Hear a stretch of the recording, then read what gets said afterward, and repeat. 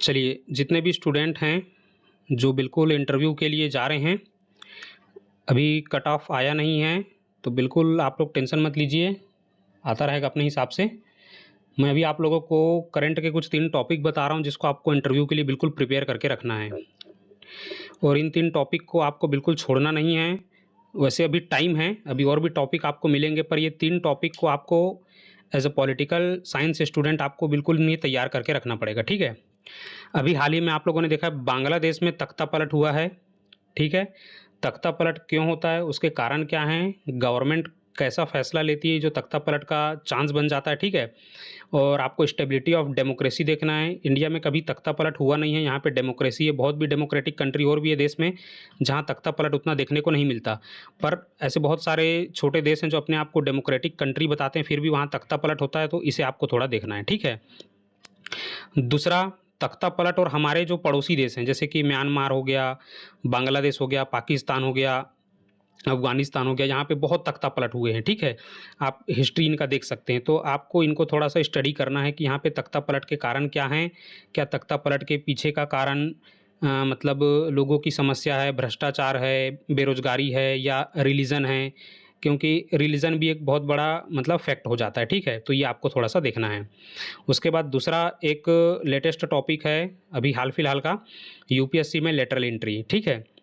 जो lateral entry होता है ठीक है, ये किस गवर्नमेंट ने लाया, ये क्या सही है या गलत है, आपको दोनों पक्ष इसका बहुत अच्छे से तैयार करके जाना है। आपको ये क्वेश्चन पूछा जा सकता है यूपीएससी में लेटरल एंट्री, या आपको ये पूछा जा सकता है कि क्या एमपी पीएससी या कोई भी स्टेट पीएससी है, वहाँ पर भी लेटरल एंट्री को लागू किया जाना चाहिए या नहीं किया जाना चाहिए। तो आप इस तरीके से तैयार होके जाइए कि आप दोनों ही मतलब इसके पक्ष पर, ये सही है या गलत है, दोनों में ही आपके पास बोलने के लिए कुछ ना कुछ होना चाहिए। और ऐसा नहीं कि आप हवा में बोल दोगे, आपको स्टडी करना पड़ेगा और बहुत अच्छे से आपको इसे पढ़ के जाना है। ये सब अभी करंट के टॉपिक है, आप लोग as a political science student या आपके सब्जेक्ट से रिलेटेड आपको बिल्कुल इसे बहुत अच्छे से तैयार करना है। ठीक है, तो एक हो गया यूपीएससी में लेटरल एंट्री। और हाँ, इसमें एक चीज़ और ध्यान देना कि इसमें जो पोस्ट मिलती है सेक्रेटरी लेवल की, जॉइंट सेक्रेटरी लेवल की, ठीक है? तो क्या इतना हाई लेवल का पोस्ट प्राइवेट सेक्टर को देना उचित है? ठीक है, कि बिना एग्ज़ाम दिए, ठीक है, वो अपने फ़ील्ड में मतलब एक्सपर्टीज़ रखते हैं, पर एक्सपर्टीज़ वो अपने फ़ील्ड में रखते हैं, पर इसका मतलब ये थोड़ी ना कि आप उन्हें सीधा सेंट्रल गवर्नमेंट में मतलब बहुत बड़े जॉइंट सेक्रेटरी या सेक्रेटरी के पोस्ट में आप उन्हें भेज देते हैं, ठीक है? या चीफ सेक्रेटरी के पोस्ट में भेज देते हैं, तो ये आपको थोड़ा-सा देखना है कि सही है या गलत है। और जो आईएएस एसोसिएशन होता है, उनका क्या पक्ष है, आपको इसको भी थोड़ा-सा ध्यान में रखना है, ठीक है? और ये सब तो देखेंगे आप जो आपको मतलब पढ़ने को मिलेगा। आप पर्सनली क्या इस चीज़ के बारे में सोचते हैं, तो इंटरव्यू में आपके व्यू को जानेंगे वो लोग। ऐसा नहीं कि जो आपने कहीं पे पढ़ लिया, सुन लिया कि हाँ, आईएएस एसोसिएशन ये बोल रहा है या मैंने न्यूज़ में ये पढ़ लिया था, ये नहीं। आप क्या सोचते हैं इस बारे में? तो बोलते हैं ना कि एग्ज़ाम वो चीज़ होता है जहाँ पे वो आपको जानना चाहते हैं कि आप इस पर्टिकुलर मतलब जो ये चल रहा है, जो मतलब इश्यू चल रहा है, इसमें आपका क्या विचार है? इसमें आपको वो लोग जानना चाहेंगे, ठीक है? तो आप अपना पक्ष बिल्कुल अच्छे से रखिएगा।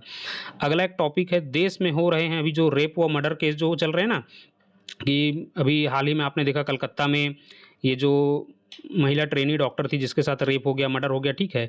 तो एक राजनीतिक विज्ञान के वो ये बोल सकते हैं कि आप अध्यापक बनने वाले हैं या आप वहाँ पे असिस्टेंट प्रोफ़ेसर बनने वाले हैं, तो वो ये पूछ सकते हैं कि आप एक राजनीतिक विज्ञान के अध्यापक या एक विद्यार्थी होने के नाते, क्योंकि आफ्टर ऑल आप एक विद्यार्थी भी हैं, के तौर पर आप इन घटनाओं को कम करने या राजनीति विज्ञान की सहायता से लोगों या विद्यार्थियों को कैसे जागरूक करेंगे? As a political science student क्या-क्या कदम आप उठाए जा आपके द्वारा उठाया जाएगा, ठीक है? या हो सकता है आपको किसी मतलब एग्ज़ाम्पल के लिए बता रहा हूँ, एक हाइपोथेटिकल सिचुएशन समझिए कि आप राजनीति विज्ञान के एक स्टूडेंट हैं, या इसमें आप सोशियोलॉजी के स्टूडेंट को भी ले सकते हैं, ठीक है?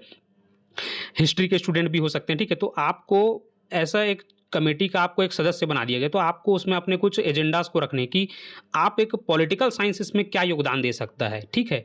तो देखिए, वैसे तो आपको लगेगा कि यार एक सब्जेक्ट मतलब आप जिस सब्जेक्ट से हैं उसमें ऐसा क्या रोल होगा करके, पर ठीक है, सभी को मौका मिलता है, ठीक है? तो आप एक राजनीतिक विज्ञान या विद्यार्थी के तौर पे आप मतलब इन घटनाओं को कैसे कम करेंगे, लोगों को कैसे जागरूक करेंगे, इसमें हमारे राजनीति विज्ञान का क्या रोल होगा, तो ये सब चीज़ों को आपको थोड़ा-सा तैयार करना है, आप स्टडी करेंगे, आपको मिल जाएगा। अगर आपको इन टॉपिक में से कुछ अगर नहीं मिल रहा है, तो बिल्कुल आप लोग कमेंट करिए, मैं इन तीनों टॉपिक पे अच्छे से आप लोगों के लिए इंटरव्यू में प्रिपेयर करने के लिए आपको पूरा इनका फुल वीडियो बना दूँगा। पर मुझे नहीं लगता कि आप लगभग मैच्योर हो चुके हैं, असिस्टेंट प्रोफ़ेसर बनने वाले, इतना आपको दिक्कत नहीं आना चाहिए। मतलब वीडियो बनाना क्या है, मैं इसमें वीडियो बना सकता हूँ, पर मैं चाहता हूँ कि आप खुद से एक्सप्लोर करिए, तो आप बहुत अच्छे से उसको ना मतलब रिसर्च कर पाएँगे, समझ पाएँगे। और फिर अगर नहीं मिला तो फिर आप बिल्कुल कमेंट करिए, मैं इनके ऊपर पूरा वीडियो बना दूँगा बहुत अच्छे से। तो आप ये 3 टॉपिक को पॉलिटिकल साइंस के स्टूडेंट के लिए मैं ख़ास तौर पे बोल रहा हूँ, क्योंकि तख्ता पलट बिल्कुल आपके सब्जेक्ट का विषय है, लेटरल एंट्री बिल्कुल आपके सब्जेक्ट से रिलेटेड है। हाँ, ये टॉपिक थोड़ा-सा आपको अजीब लगेगा, रेप और मर्डर केस पर बिल्कुल पूछा जा सकता है। मध्य प्रदेश में तो आपको पता है, जो मध्य प्रदेश का नॉर्थ वाला हिस्सा है, मतलब अपन जानते हैं जैसे कि ग्वालियर, भिंड, मुरैना, चंबल वाला एरिया हो गया। इस एरिया में अपने को ऐसे केसेस ज़्यादा देखने को मिलते हैं। इसके पीछे मतलब एजुकेशन का क्या रोल है, जो भी है आप इसको बिल्कुल अच्छे से देखिए और आप इन टॉपिक्स को बिल्कुल प्रिपेयर करिए। अगर कहीं पे कोई दिक्कत आ रही है तो आप बिल्कुल कमेंट करिए, मैं इस पे थोड़ा-सा और वीडियो बना दूँगा। इसके अलावा मैं और 2-3 टॉपिक और बताने वाला हूँ, पहले आप ये 3 टॉपिक को तैयार करिए और इसके पहले जो मैंने जो बुक बताएँ इसके पिछले वाले वीडियो में, वो बुक को बिल्कुल पढ़ते रहिए। ठीक है, स्टूडेंट्स आप इस वीडियो को शेयर करिए अपने फ्रेंड्स को और अदर सब्जेक्ट वाले जैसे हैं, ख़ास तौर पे सोशियोलॉजी वाले, हिस्ट्री वाले, ठीक है? मतलब लगभग सारे सब्जेक्ट वाले जिन्होंने असिस्टेंट प्रोफ़ेसर का पेपर अभी दिया है, वो बिल्कुल ऐसा नहीं है कि यार हम तो केमिस्ट्री वाले हैं, फिज़िक्स वाले हैं, हम ऐसा थोड़ी ना मतलब इसमें अपना सॉल्व कर पाएँगे कि हम कैसे बता पाएँगे कि रेप और मर्डर केस में मतलब हम अपने सब्जेक्ट्स के या क्या योगदान दे सकते हैं, ऐसा कुछ नहीं है। आप सभी लोग अपना पूरा योगदान दे सकते हैं, तो आपको अपने सब्जेक्ट से रिलेटेड इसको थोड़ा-सा तैयार करके रखना है। ठीक है, तो ये 3 टॉपिक को आप लोग तैयार करिए। आने वाले 2-4 दिनों में आपको कुछ और बहुत अच्छे टॉपिक देने वाला हूँ। चलिए आप चैनल को सब्सक्राइब करिए और इसको मतलब शेयर कर दीजिए अपने फ्रेंड्स के साथ। ठीक है।